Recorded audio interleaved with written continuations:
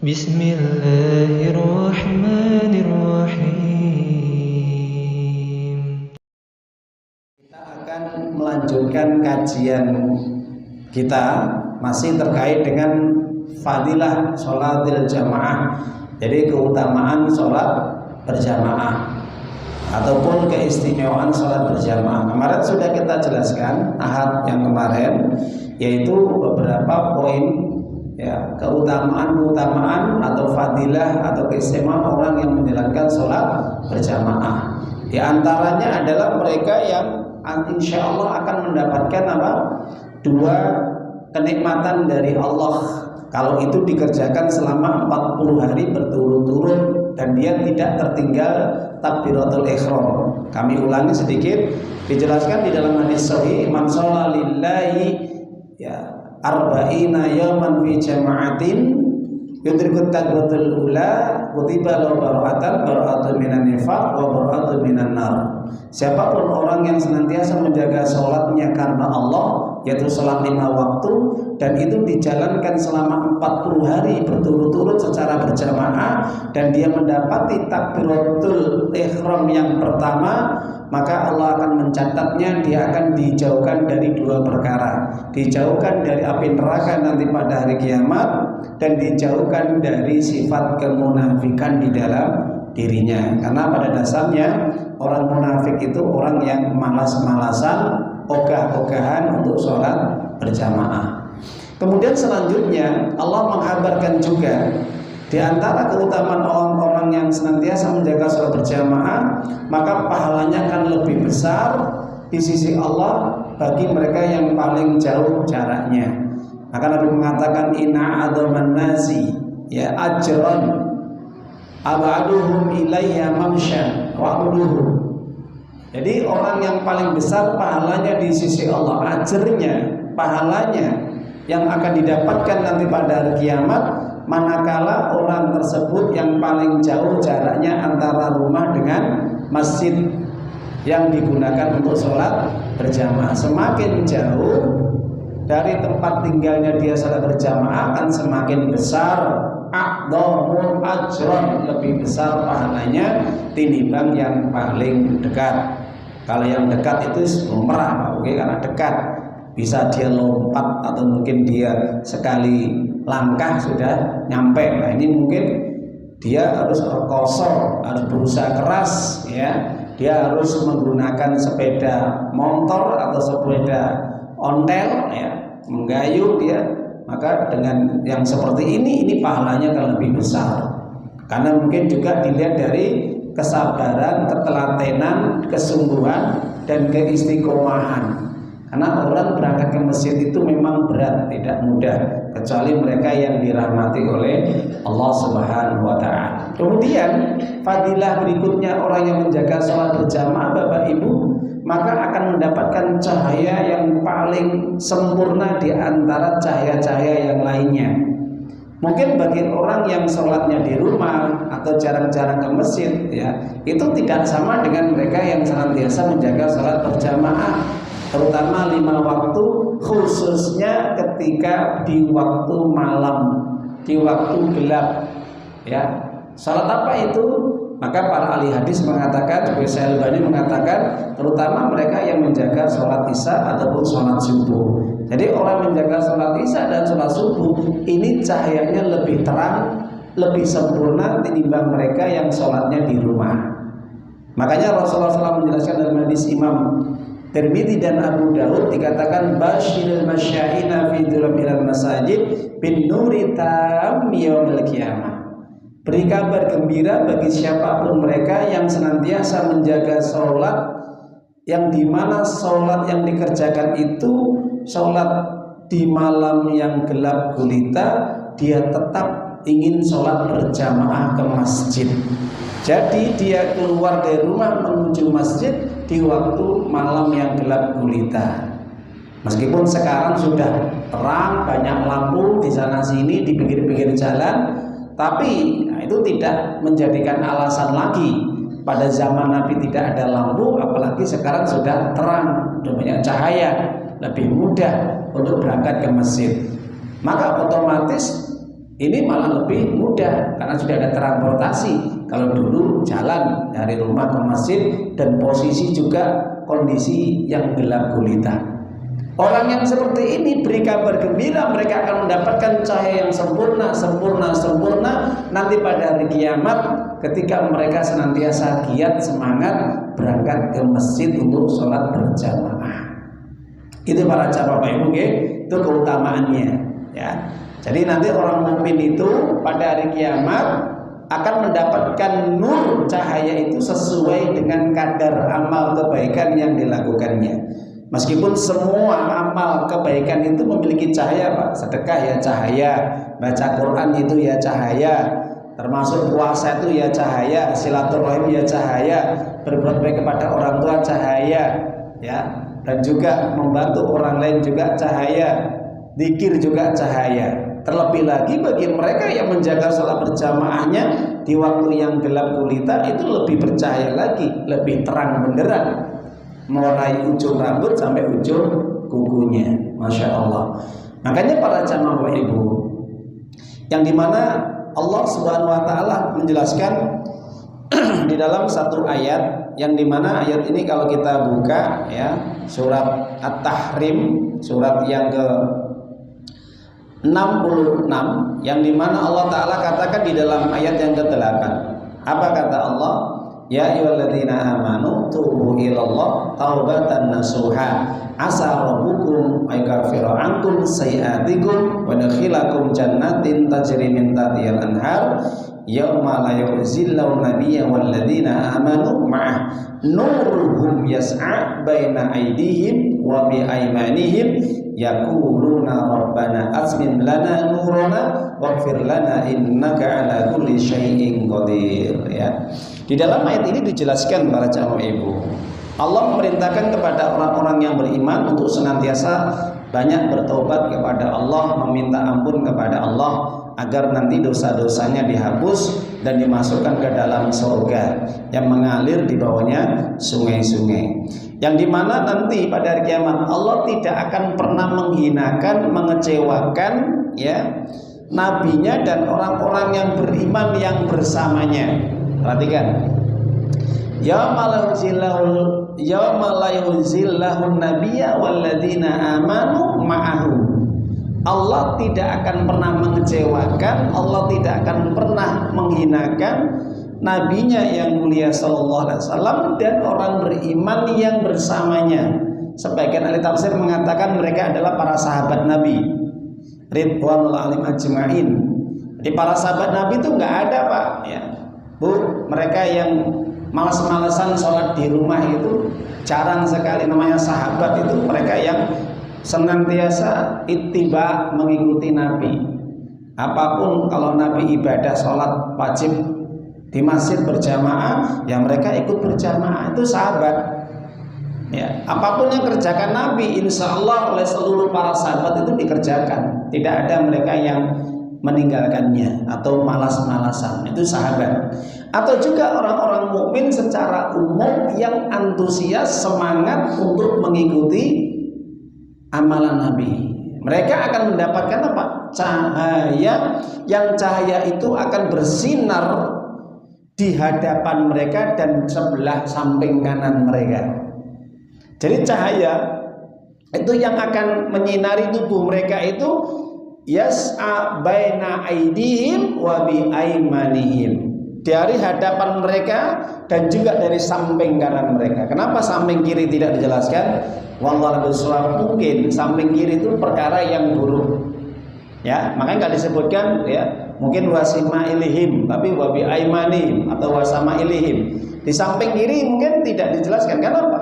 Mungkin cahaya itu cukup ya menyinari dirinya dan juga sekitarnya untuk nanti dijadikan bekal ketika melewati titian sirat, yang dimana nanti banyak orang yang tergelincir kejebur masuk neraka jahanam karena mereka tidak memiliki cahaya atau punya cahaya tapi kecil sedikit sekali. Nah, berbeda mereka yang memiliki cahaya yang begitu terang benderang, mereka akan terbantu untuk bisa lolos melewati titian sirat atau jembatan yang dibentangkan di atas neraka jahanam.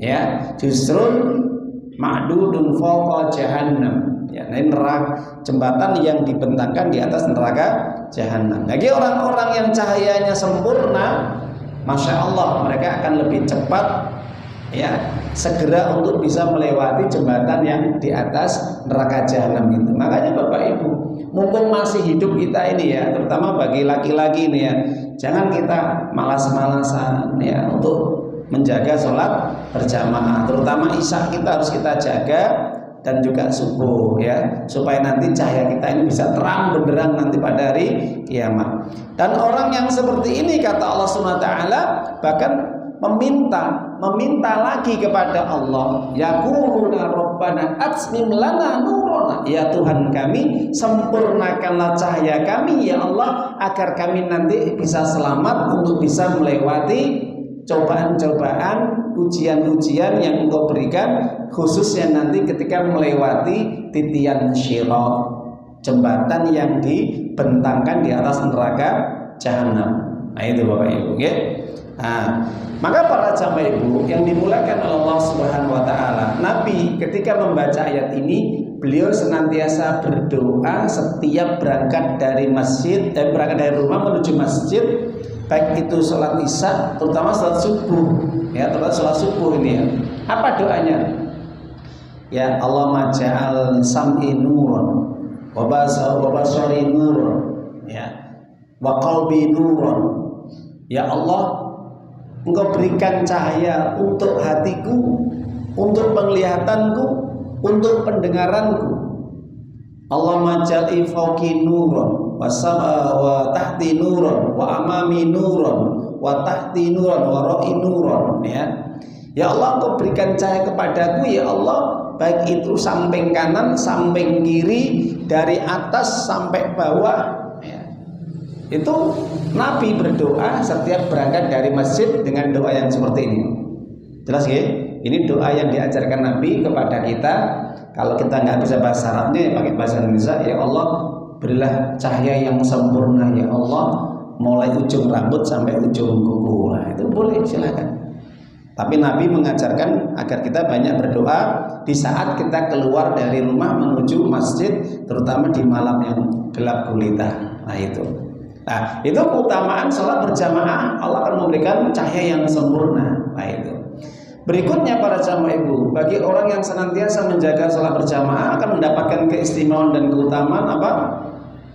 Yaitu nanti pada hari kiamat, orang-orang yang seperti ini, karena dia betul-betul bekerja keras dalam beribadah kepada Allah, dia meluangkan waktunya, mengorbankan waktunya, gigih semangat untuk dia mendekat kepada Allah, menjalankan aturan-aturan syariat Allah, perintah-perintah Allah, maka orang yang seperti ini akan mendapatkan keutamaan nanti pada hari kiamat. Dia akan selamat dari panasnya matahari.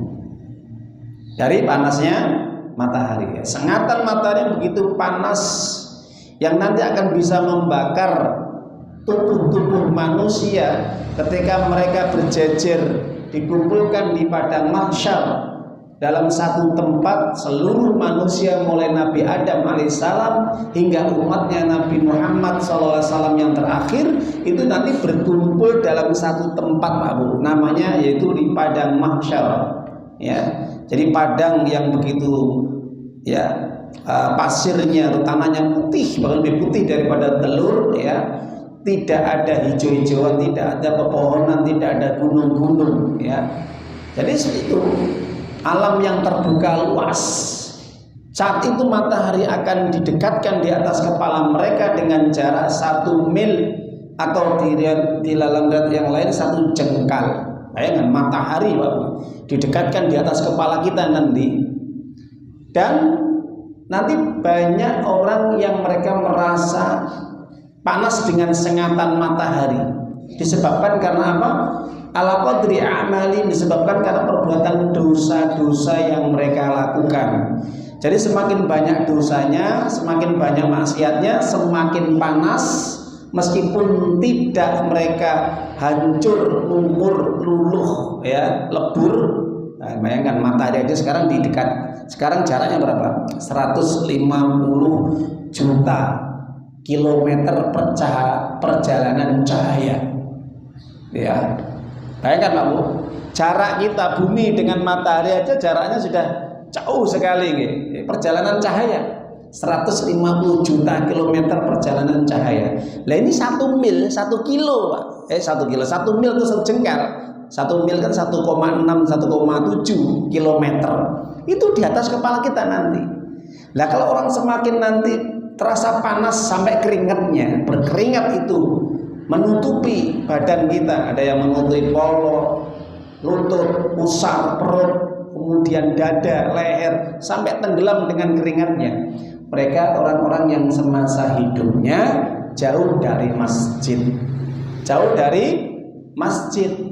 Kenapa? Orang yang seperti ini mereka orang-orang yang akan merasa begitu panasnya terik matahari sehingga keringatnya mereka itu sampai menenggelamkan mereka. Ada seperti itu.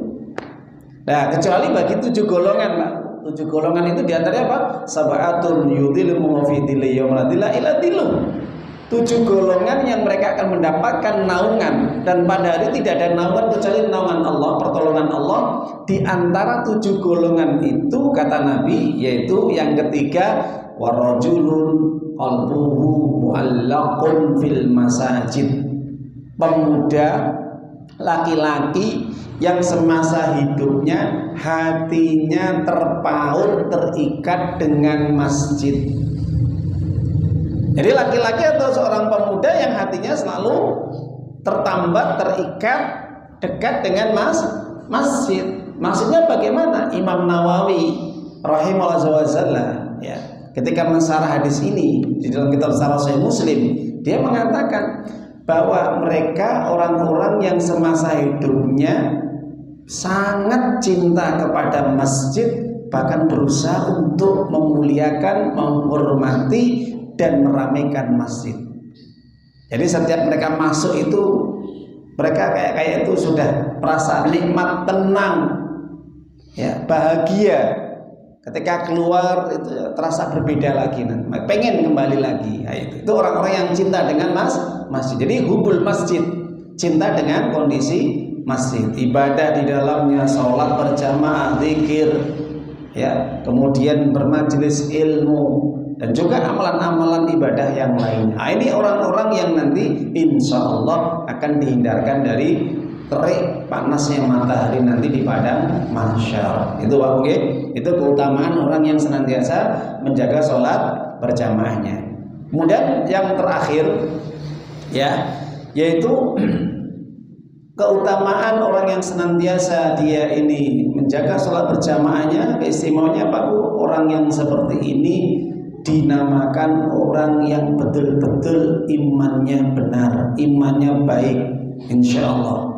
Dan dia orang yang senantiasa bertakwa kepada Allah. Kenapa?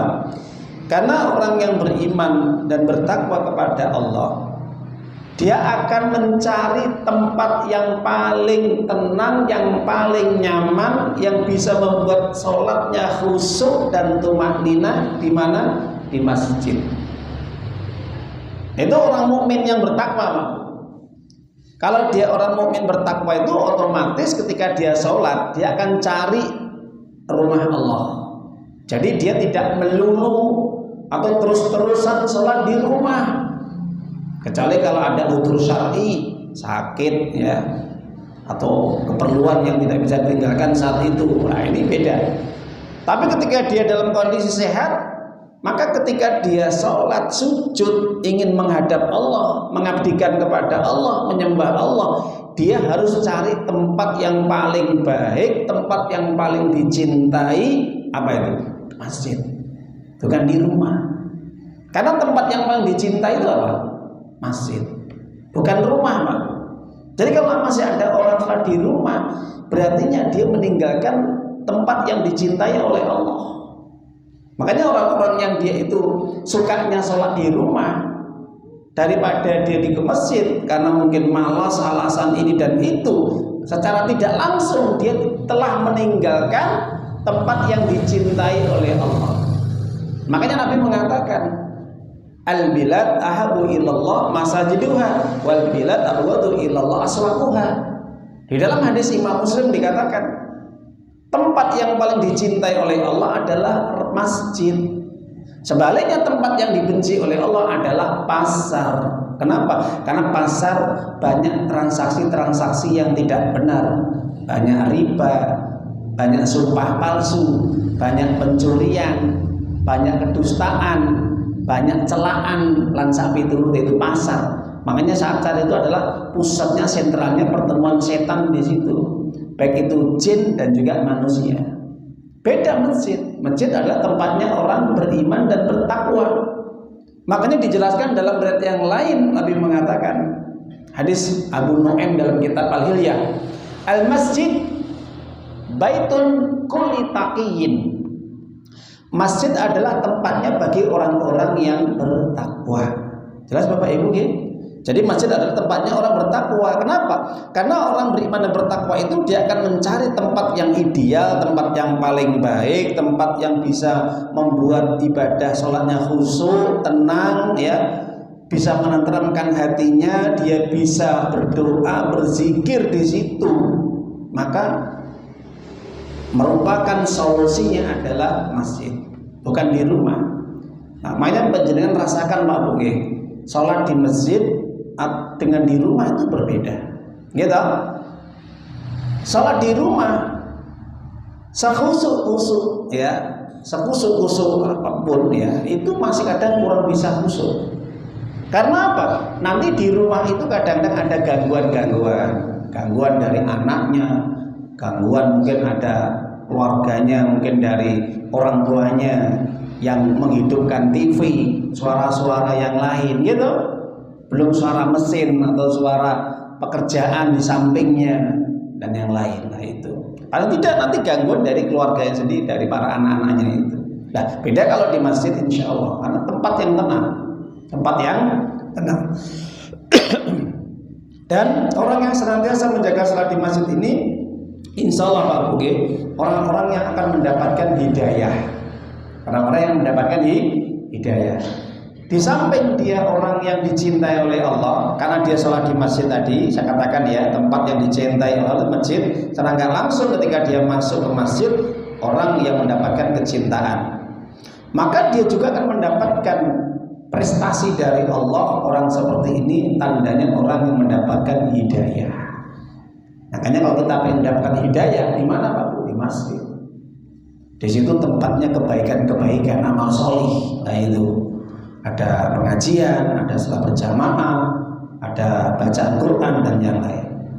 Makanya turun di dalam surat At-Taubah ayat 18. Kalau kita buka ya, surat yang ke-9, Allah katakan, innama ya'muru masajidallah man amana billahi wal yawmil akhir wa aqamas shalah wa ata zakah wa lam yasha illallah fa'asa ulaika iyyakum minal muhtadin. Orang-orang yang dia memakmurkan masjid atau rumah-rumah Allah itu hanyalah orang yang beriman. Perhatikan ya, di situ Allah menggunakan kata-kata innama, dua kalimat. Yang pertama inna, lafaz inna dan ma digandengkan jadi satu, innama. Inna merupakan nun taukid, ma merupakan harfun hasr, yang batasan, hanya dibatasi di situ. Orang-orang yang mendapatkan hidayah itu di situ dibatasi oleh Allah. Ada 4 golongan manusia. Yang pertama, mereka orang-orang yang senantiasa beriman kepada Allah, mentauhidkan Allah, hanya beribadah kepada Allah, tidak menyekutukan Allah, tidak berbuat syirik kepada Allah. Itu tandanya orang yang beriman. Pasti orang yang beriman ini orang yang sangat dekat dengan masjid Allah. Orang yang menyekutukan Allah, orang yang berbuat syirik kepada Allah, mencari tandingan-tandingan selain Allah dalam beribadah kepada Allah, ini orang yang jauh dari masjid. Makanya orang musyrik itu orang yang jauh dari masjid. Nah itu. Maka di samping dia beriman kepada Allah dan hari akhir, mereka senantiasa menjaga sholatnya. Sholat 5 waktu dijaga. Yang ketiga, di samping mereka menjaga sholatnya, mereka juga orang yang gemar zakat. paling tidak minimal sedekah atau berinfak, ya, untuk membantu kemakmuran masjid. Membantu apa saja, baik tenaga, pikiran, ataupun harta. Lebih utama lagi ya, demi kelangsungan kemakmuran masjid, menyediakan orang makan di hari Jumat, hari Jumat berkah, menyediakan fasilitas apa yang rusak, lampu, kipas angin, sajadah, Al-Quran, kitab-kitab, atau berinfak dengan harta untuk dia bisa membiayai dakwah, ya, untuk kemakmuran masjid, orang-orang berdakwah di dalamnya, atau membiayai orang-orang yang kekurangan dari para jamaah yang fakir miskin, atau ada anak-anak yatim yang di dalamnya. Nah, itu zakat, ya, gemar berinfak atau bersedekah. Nah, yang terakhir, yang keempat, orang yang seperti ini orang yang takut hanya kepada Allah. Artinya dalam dia beribadah itu dia tidak ada rasa ujub, pamer dengan ibadah berjamaahnya, atau riya, tujuannya supaya diperhatikan, disanjung, dihormati, supaya dikatakan ini dan itu. Tidak. Tujuan dia sholat berjamaah di masjid itu memang itu karena perintah dari Allah, dan itu merupakan sunnah, kebiasaan Nabi yang tidak pernah ditinggalkan. Jelas Pak mungkin. Jadi semasa hidup Nabi tidak pernah meninggalkan sholat berjamaah. Maka orang yang seperti ini, kata Allah, mudah-mudahan mereka mendapatkan hidayah, gitu loh. Jadi penjenengan Bapak Ibu kalau ingin dapat hidayah di masjid, ya, caranya bagaimana? Masuk, sholat, ada majelis ilmu, ikutin. Nah itu, insya Allah nanti akan Allah turunkan ketenangan, sakinah. Di dalam hadis itu ma'istama'a fi baitin, ya, tidak ada suatu kaum ma'istama'a qaumun fi baitin min buyutillahi yatluna kitaballah, ya, fatadarasuna bainahum ila nazal alaihim sakinah. Tidak ada suatu kaum atau masyarakat jamaah yang dia berkumpul di rumah-rumah Allah yang bertujuannya untuk apa? Belajar Al-Quran, ngaji, ngaji. Jadi kalau kita pengen dapatkan ketenangan hati kita itu, ya banyak kita berinteraksi di masjid, banyak kita belajar ngaji Quran, banyak sholat berjamaah, kita jaga sholat berjamaah, banyak zikir dan yang lain. Insya Allah turun ketenangan dalam hati kita. Makanya pernah ditanya, ya, ada seorang ulama, saya lupa, saya tanya, saya kira-kira untuk mengobati hati yang keras, yang beku, ya, yang sulit, ya, untuk dinasehati itu apa kira-kira obatnya? Maka saya tadi mengatakan obatnya itu simpel sekali, ya. Kamu dengarkan azan, setelah itu kamu datangi panggilan Allah itu, kamu sholat di dalamnya, kamu banyak berzikir di dalamnya. Syukur-syukur kalau ada di situ majelis ilmu kamu ikutin, atau kalau kamu sudah bisa baca Quran kamu buka Al-Qurannya, maka hatimu yang keras, hatimu yang batu, hatimu yang beku, maka akan cair, lunak kembali. Kenapa? Karena Nabi telah menjanjikan siapapun orang yang hadir di dalam masjid atau rumah-rumah Allah, tujuannya adalah untuk ibadah kepada Allah dan mempelajari agama Allah, membaca Quran, belajar ilmu agama, di samping dia menjaga salat 5 waktu, nazalat alaihi sakinah, turun kepada dirinya ketenangan. Dan itu sudah saya buktikan sendiri, Pak. Betul, saya merasakan ketenangan hidup itu karena apa? Ketika sudah dekat dengan masjid. Kalau dulu belum dekat masjid, kadang-kadang hati itu keras, kadang mudah emosi, ada masalah sedikit emosi, nanti kalau ada masalah pekerjaan emosi, belum masalah dengan istri emosi, belum masalah dengan anak-anak emosi. Emosi kita ini bermasalah hati kita. Ya, orang yang sering marah-marah, temperamental tinggi, dan yang lainnya itu bermasalah hatinya. Maka untuk mengencerkan, melunakkan hati itu hanya masjid. Datang ke masjid, sholat 2 rakaat, minta kepada Allah, Allah akan turunkan ketenangan. Gitu betul Pak Bu? Yakin, kita harus yakin itu Pak. Kalau nggak yakin ya sudah, praktekkan. Nah itu.